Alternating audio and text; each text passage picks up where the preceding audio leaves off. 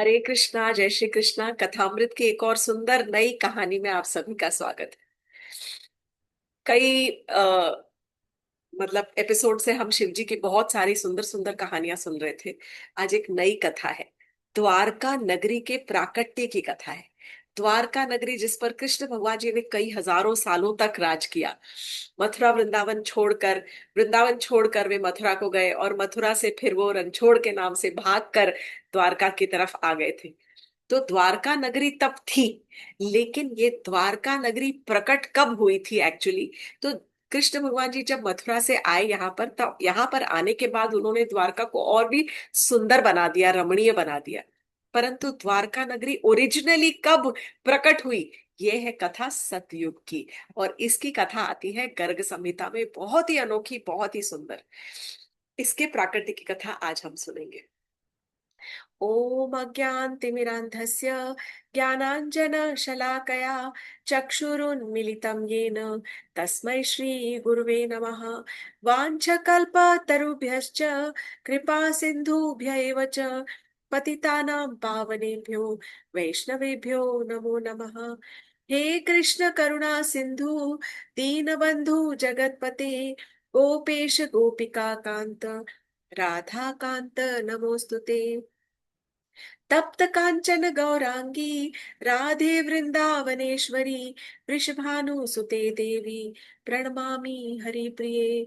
हरे कृष्ण कृष्ण कृष्ण हरे हरे, हरे राम राम राम हरे हरे। तो ये कथा, जैसा कि मैंने कहा, आती है गर्ग संहिता में। द्वारका द्वारका का जो शहर है वो ओरिजिनली नहीं था। It was not a part of भूलोक। भूमंडल के अंदर ये जगह थी ही नहीं। तो एक बार की बात है, ये सतयुग की कहानी। हम सतयुग में, आज हम कलयुग में हैं। कलयुग से पहले था द्वापर युग, उसके पहले था त्रेता युग, और त्रेता युग से पहले था सतयुग। सतयुग की कथा से ये कहानी आती है कि एक राजा थे जो कि पूरे के पूरे भूमंडल पर जिनका राज्य था, पूरी धरती पर उनका राज था। और उन राजा का नाम था राजा शर्याति। राजा शर्याति ने कई हजारों सालों तक, 10,000 वर्षों तक बहुत धार्मिक पद्धति से, बहुत अच्छे तरीके से पूरे भूमंडल के ऊपर, पूरे भूलोक के ऊपर राज्य किया। 10,000 वर्षों तक राज करने के बाद उनके मन में आया कि अब मुझे अपना राज्य अपने बेटों को सौंप देना चाहिए। तो उन्होंने अपने तीनों बेटों को बुलाया। उनके तीन पुत्र थे। सबसे बड़ा था उत्तन बरही। उसके बाद जो दूसरा बेटा था वो था अनर्त।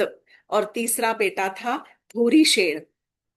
इस प्रकार तीनों बेटों को बुलाया, अपने सारे भूमंडल का विभाजन किया। और उसमें से सबसे पहले जो पूर्व की तरफ का जो भाग था, eastern part of the country, मतलब पूरा जो ईस्टर्न पार्ट था, पूर्व भाग था, वो सारा का सारा उन्होंने अपने बड़े बेटे उत्तन बढ़ी को दे दिया।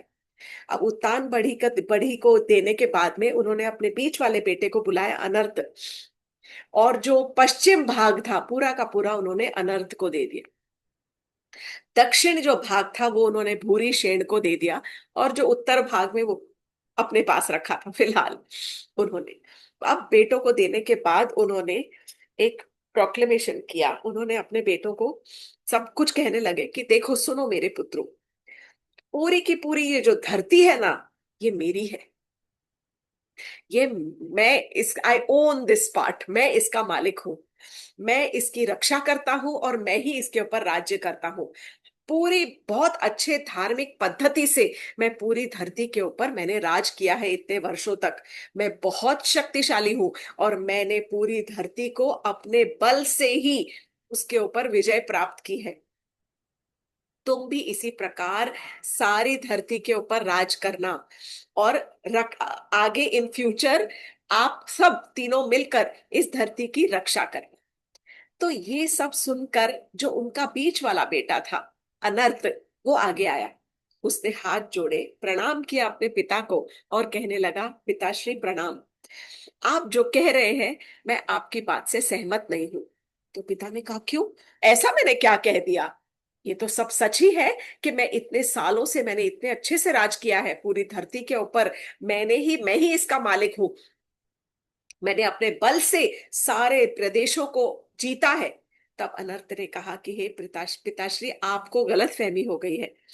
ना ही आप इस धरती के, इस भूलोक के मालिक हैं, और ना ही आप इस पर राज्य करते हैं, और आप तो कोई भी नहीं है जो इसकी रक्षा कर रहे हैं। आपने जिस बल से इस धरती के ऊपर विजय प्राप्त की है, वो बल भी आपका नहीं है। ये सब कुछ तो केवल कृष्ण भगवान का है, क्योंकि सारी की सारी धरती उन्हीं की ही संपत्ति है। उनका ही दिया हुआ बल है, उनके ही वजह से, उनके कृपा से जो आपको बल प्रदान हुआ है, उस बल से आप विजय प्राप्त कर पा रहे हो। तो आप अपने आप को इस धरती का, इस भूलोक का मालिक मत कहिए। You cannot say that you own this world, this earth. You cannot own this earth. इसी प्रकार वो राजा ने कहा था। और ये ही जो कृष्ण है, वो ही इस धरती का पोषण करते हैं, और वो ही इसका संहार भी करते हैं। इनफैक्ट ये जो कृष्ण है, ये पूर्ण पुरुषोत्तम भगवान है, और ये स्वयं ही सारा ब्रह्मांड है। तो इनकी ही कृपा से जो हवा बहती है, वो इनकी कृपा से बहती है। इंद्र बरसात करता है तो इनके भय से ही बारिश करता है, और इनकी ही वजह से सूर्य जो है वो चमकता है, और हमें सूर्य की किरणों से हमें ऊर्जा देता है, रोशनी देता है। सो पिताश्री, मेरी आपसे विनती है कि आप अपने इस अहंकार को त्याग दीजिए। आप इस भ्रम में मत रहिए कि आप इस धरती के मालिक हैं। आप इस वक्त बहुत, आपको अहंकार हो गया है, और आपको बहुत बड़ा ईगो हो गया, अहम ज्यादा आ गया है, बहुत प्राउड हो गए हो आप। तो मैं आपसे विनती कर रहा हूं कि ये सब त्याग दो।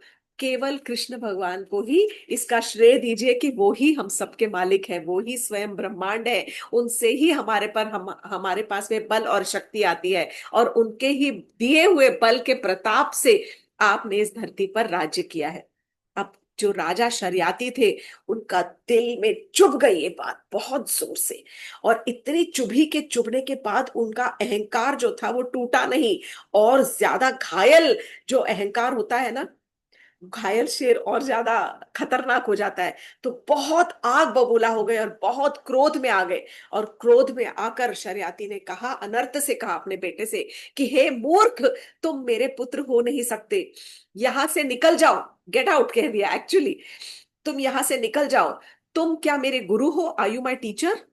मुझे तुम गुरु की प्रकार, इस प्रकार शिक्षा देने वाले होते कौन हो? मैं तुम्हें देश निकाला देता हूं, तुम इसी वक्त मेरे देश से निकल जाओ। और अब मेरे देश से निकल कर जाओगे कहाँ? क्योंकि ये सारी की सारी धरती तो मेरी है, मैं इस पर राज्य करता हूं। तो तुम इस धरती के बाहर जाओगे कहाँ? जाओ अपने कृष्ण से जाकर मांगो कि वो तुम्हें इस धरती के अलावा कोई और राज्य देते हैं क्या? कोई और जगह रहने के लिए भी कोई स्थान देते हैं क्या? तो तब ये कहकर उन्होंने अपने बेटे को देश निकाला दे दिया। जो उनका बेटा था अनर्थ, वो उसी क्षण अपने पिता राजा शरियाती के महल से और वहां से तुरंत बाहर निकल गया, और सोचने लगा अब क्या करूं, क्योंकि ये पूरी की पूरी धरती पर तो मेरे पिता का राज्य है, और धरती पर से देश निकाला दे दिया, तो अब बच्चा जाएगा कहाँ? सीधा अनर्थ गया समुद्र के किनारे, समुद्र तीर के ऊपर जाकर, और तब सोचने लगा, और सोच विचार करके उसने समुद्र के अंदर प्रवेश कर लिया। तब जो अनर्थ ने समुद्र के अंदर प्रवेश करके, और समुद्र के अंदर 10,000 वर्षों तक गहन घोर तपस्या की है, और कृष्ण भगवान जी के ऊपर ध्यान लगाकर उसने तपस्या की है।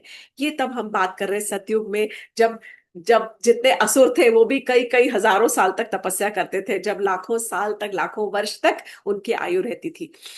10,000 वर्षों तक तपस्या जब करने के बाद कृष्ण भगवान जी बहुत प्रसन्न हो गए, और तब कृष्ण भगवान प्रकट हुए, और उन्होंने जो अनर्थ था उसको दर्शन दिए, और कहा, पुत्र मैं तुमसे बहुत प्रभावित हूँ, बहुत प्रसन्न हूँ तुम्हारी पूजा अर्चना से, तुम्हारी तपस्या से। मांगो वत्स, तुम्हें क्या चाहिए? मैं तुम्हें एक वरदान देना चाहता हूँ।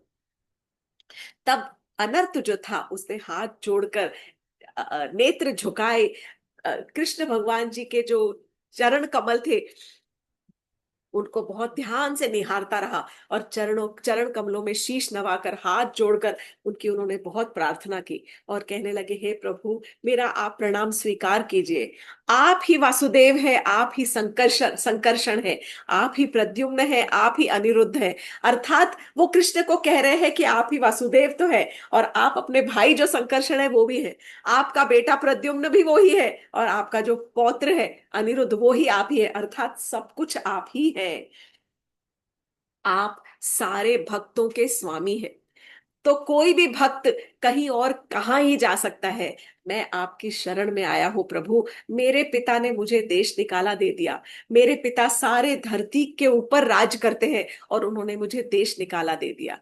तो मेरी केवल एक ही प्रार्थना है, एक ही इच्छा है कि मुझे रहने के लिए एक ऐसा स्थान दे दीजिए जो कि मेरे पिता के राज्य के बाहर हो। मैं अपने पिता के राज्य में नहीं रह सकता। मैं आपकी शरण आया हूँ, केवल मेरे रहने का इतना ही प्रबंध कर दीजिए कि ऐसी जगह जो मेरे पिता के राज्य के बाहर की जगह हो। फिर आप तो सारे भक्तों के स्वामी हो, आप सारे भक्तों के सखा हो।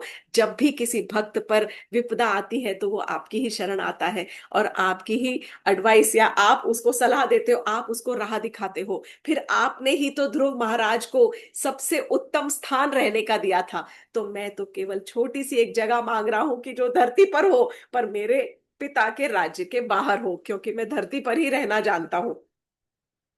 भगवान कृष्ण जो है वो मुस्कुराने लगे और उन्होंने कहा कि धरती के अलावा दूसरा कोई भूलोक तो इस मंडल पर है ही नहीं। इस पूरे ब्रह्मांड में केवल एक ही भूलोक है, जो ये वाले। तो मैं आपको इसके अलावा दूसरा कोई धरती तो दे नहीं सकता, परंतु मैं इतना कर सकता हूं कि मेरे वैकुंठ लोक से मैं एक 800 मील का टुकड़ा उठाकर धरती पर दे सकता हूं। इस समुद्र के तट के ऊपर, इस समुद्र के बीचों बीच मैं एक 800 मील का टुकड़ा अपने वैकुंठ लोक से तोड़कर तुम्हारे लिए लेकर आऊंगा, और उस वैकुंठ लोक के टुकड़े के ऊपर तुम राज करोगे। इतना मैं तुम्हारे लिए करूंगा। तब कृष्ण भगवान जी ने तुरंत अपने वैकुंठ लोक से, आप सोचिए कि वो वैकुंठ लोक कितना सुंदर और कितना मोस्ट ऑपुलेंट ऐश्वर्य से भरा हुआ, वो जो 800 मील का लंबा टुकड़ा था वो उन्होंने अपने वैकुंठ से तोड़ा है, और उस वैकुंठ लोक से उठाया हुआ 800 मील का जो लैंड, भूमि का टुकड़ा था, उसको उठाकर उन्होंने समुद्र में वहां पर रखा है। और तब उन्होंने अनर्थ को उस जो भूमि का टुकड़ा था उसका राजा घोषित कर दिया। और वो जो देश था वो अनर्थ देश के नाम से प्रसिद्ध हो गया। द्वारका तो जो आगे आएगा, उस वो जो राज्य था वो अनर्थ देश, राजा अनर्थ कहलाया और अनर्थ देश के नाम से वो प्रसिद्ध और प्रख्यात हुआ। इस प्रकार कृष्ण भगवान जी ने अपने भक्त के ऊपर अपनी कृपा दृष्टि दर्शाई। तब जो राजा अनर्थ थे उन्होंने 10,000 वर्षों तक उस अनर्थ देश के ऊपर राज्य किया। उसके बाद उनके बेटे हुए, बेटों के भी बेटे हुए, पौत्र हुए, काफी सब हुए, और सब उन्होंने बहुत धार्मिक पद्धति से बहुत अच्छे से उसके ऊपर राज्य करते रहे। तब जब उनको ये राज्य दिया गया, उनके पिता राजा शर्याति के कान में भी ये खबर पड़ी कि कृष्ण भगवान जी स्वयं उसको इतना सुंदर, इतना ऑपुलेंट, इतना ऐश्वर्य से भरा हुआ राज्य देकर गए हैं। तब राजा शर्याती को थोड़ी शर्मिंदगी महसूस हुई, परंतु राजा अनर्थ अपने देश में प्रसन्न थे। समय के अनुसार, समय के बाद कुछ समय से राजा अनर्थ का एक बेटा हुआ जिनका नाम था रेवत। बहुत प्रसिद्ध नाम है, आपने कहीं तो सुना है, रेवत रेवत रेवत। कौन है रेवत? अभी आगे आएगा। तो राजा जो रेवत थे उन्होंने शैल पुत्र, एक जो शैल है वो एक पर्वतराज शैल है, पर्वत है। जैसे कि हमारे सनातन धर्म में हर एक जो प्रकृति की भी कोई एक वस्तु है वो भी एक पर्सनालिटी है, एक व्यक्ति है। हर नदी एक व्यक्ति है, एक पर्वत जो पर्वत है वो एक व्यक्ति है। इसलिए सब में एक, there is a personality to everything that exist in nature. इसी प्रकार जो पर्वत राज शैल है, उस पर्वत शैल के बेटे को उन्होंने, रेवत जो राजा थे, वो उस पर्वत को लेकर वो अपने अनर्थ देश में लाकर उन्होंने स्थित कर दिया। वो जो पर्वत था उसका नाम पड़ा रेवत, क्योंकि रेवत राजा उस शैल के बेटे को लेकर आए थे, छोटे से पर्वत को, तो उसका नाम पड़ा रेवत। और महाराज रेवत की ही बेटी का नाम था रेवती। और महाराज रेवत ने अपनी बेटी रेवती के लिए बहुत उपयुक्त वर ढूंढने का जिम्मा लिया था। और सारे, क्योंकि वो अनर्थ राजा, देश के राजा थे, तो पूरी धरती में ढूंढते रहे कि मैं कहाँ ऐसा वर लेकर आऊं, योग्य वर अपनी बेटी के लिए। पर जब उनको नहीं मिला तो वो अपनी बेटी को लेकर रथ पर बैठकर, और कहाँ गए थे, ब्रह्मलोक गए थे ब्रह्मा जी से सलाह करने के लिए। ब्रह्मा जी से मिलने गए, और ब्रह्मा जी से मिलने के लिए जब वहां पहुंचे, ब्रह्मा जी से सलाह करने के लिए, तब ब्रह्मा जी किसी कार्य में विलीन थे। ये पूरी कहानी डिटेल में अगर सुनना चाहते हैं तो कथामृत 174 सुनिएगा। मैं आपको अभी एक शॉर्ट में बता रही हूँ। ब्रह्मा जी किसी कार्य में व्यस्त थे। उन्होंने कहा कि जरा एक सेकंड रुकिएगा, जस्ट 1 मिनट प्लीज। और वो अपना कार्य समाप्त करने लगे। तब तक महाराज रेवत और उनकी बेटी रेवती वहां पर खड़े रहे। तो जब रेवत और रेवती खड़े रहे वहां पर, तो जैसे ही ब्रह्मा जी बाहर आए, तब महाराज जो रेवत थे उन्होंने कहा कि हे ब्रह्मा जी, आप तो सबके पिता हैं, परम पिता ब्रह्म है। मैं आपसे निवेदन करता हूं कि आप मुझे गाइड दीजिए, राह दिखाइए कि मैं अपनी बेटी के लिए योग्य वर कहाँ ढूंढ सकता हूँ। तब ब्रह्मा जी ने कहा कि आपके लिए केवल एक ही युग है, एक ही योग्य वर है आपकी बेटी के लिए, और वो है बलराम जी। अब इस समय अगर आप धरती पर जाओगे तो सतयुग खत्म हो चुका है, त्रेता युग खत्म हो चुका है, और द्वापर युग चल रहा है। क्योंकि ब्रह्मा जी का एक जो समय था, कुछ जो क्षण थे, वो यहाँ पर कई युग निकल गए। और यहाँ पर इस समय बलराम जी है, और केवल वो ही आपकी बेटी के उपयुक्त जो योग्य वर है वही है। आप जाके उनसे विनती कीजिए, और वो ही, उनसे ही आप अपनी बेटी रेवती का विवाह कर सकते हैं। तब रेवत राजा अपनी बेटी रेवती को रथ पर बिठाकर और पुनः धरती पर लाए, तो सब धरती बदल चुकी थी। It was all very different. कई कई कई युग, सारे उनके सारी जनरेशन खत्म, आगे आगे आगे बहुत आगे। जैसा कि मैंने कहा कि सतयुग खत्म हो गया, त्रेता युग खत्म हो गया, द्वापर युग आ गया। और उनको देख के सब हैरानी हुई, क्योंकि महाराजा रेवत इतने लंबे, उनकी बेटी इतनी लंबी, और द्वापर युग में सबके कद छोटे हैं। हर युग में व्यक्ति की, इंसान की आयु घटती जाती है, और उसका कद भी घटता जाता है। सतयुग में कई लाखों वर्ष तक आयु होती थी। और अब कलयुग में 100 वर्ष यदि किसी की आयु हो जाती है तो बहुत मानी जाती है। जब सतयुग में इतने लाखों वर्ष तक किसी की आयु होती थी, इसीलिए कई हजारों वर्ष तक वो तपस्या कर सकते थे। उनका कद भी बहुत लंबा होता था। परंतु जब तक द्वापर युग में आए, सबका कद थोड़ा, काफी काफी काफी घट गया। उनका कद 10-10, 15-15 फुट, और यहाँ पर 6-6.5 फुट के करीब, इस हिसाब से हो गया था द्वापर युग में। तब जब विनती लेकर गए बलराम जी के पास कि मैं अपनी बेटी का विवाह आपसे करना चाहता हूँ, तो बलराम जी ने हाथ जोड़कर उनको एक्सेप्ट कर लिया, उनकी विनती एक्सेप्ट कर ली, और रेवती से विवाह करने का जो उनके पास आया था, मतलब प्रपोजल, उसको एक्सेप्ट कर लिया। अब प्रॉब्लम क्या थी, रेवती तो इतनी लंबी और बलराम जी इतने कंपैरेटिवली वेरी शॉर्ट। तो बलराम जी ने अपना हल उठाया, रेवती के कंधे पर, ऐसे कंधे पर रख के, और थोड़ा सा नीचे कंधे पर हल रख के खींच दिया, और रेवती को अपने हाइट के हिसाब से कर दिया। और उसके बाद उन्होंने रेवती से विवाह कर लिया। ये द्वारका, अनर्त देश जो है, यही द्वारका कहलाया। और रेवत राजा ने ही जो थे, उन्होंने द्वारका नगरी के अंदर अनर्त देश की राजधानी बहुत सुंदर सजाई, और उस राजधानी का नाम रखा कुशस्थली। कई जगह पर आया है ये कुशस्थली, महाभारत के युद्ध में भी इसका कहीं पर, कई जगह पर कुछ मेंशन आया है। महाभारत के मतलब ग्रंथ के अंदर इसका मेंशन कई जगह पर आया है। तो इस प्रकार ये जो द्वारका नगरी है, ये सारे के सारे जो देवता है ये जानते हैं कि द्वारका अर्थात जो द्वार, मोक्ष का द्वार है। ये जो नगरी है ये मोक्ष का द्वार कहलाई। और स्पेशली तब जब कृष्ण भगवान जी यहाँ पर रहने लग गए, तब मथुरा से जब यहाँ पर आ गए, उन्होंने अपनी रानियों के साथ में यहाँ पर कई सारे महल बनाए, और अपनी नगरी बनाई, कृपा बरसाई इस शहर के ऊपर। पर परंतु गांधारी के कर्स की वजह से, गांधारी का जो श्राप था, माता गांधारी के श्राप की वजह से जो यदुवंशियों का नाश हुआ, उसके बाद जो द्वारका नगरी थी उसका भी विध्वंस हुआ। और फिर कृष्ण भगवान जी तो अपने लोक को पुनः वापस चले गए, वो अ, गोलोक वृंदावन फिर से वापस चले गए और यहाँ पर सारे यदुवंशियों का नाश होने के बाद द्वारका नगरी का भी विध्वंस हो गया। और आज द्वारका जो हम देखते हैं, that is not actual Dwarka. जो ओरिजिनल द्वारका है वो पूरी की पूरी, जो वैकुंठ लोक से उतरी हुई द्वारका थी, जो भूमि थी, वो पूरी फिर से समुद्र के बीच में नीचे समा चुकी है।